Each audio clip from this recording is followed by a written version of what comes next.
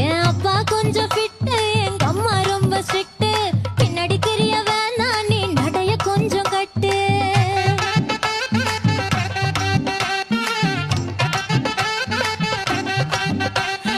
வண்டி மாட பூட்டி அந்த வாய்க்கா ஓர ஓட்டி ஊரை சுத்தி காட்டி உன்னை கூட்டின்னு போறேன் ஸ்வீட்டி. நான் ரொம்ப கோபக்காரி, நீ சுத்துற ஒரு மாதிரி. ஆடிக்கார ஏறி நான் போக போறேன் சாரி. ஓ அப்படியா?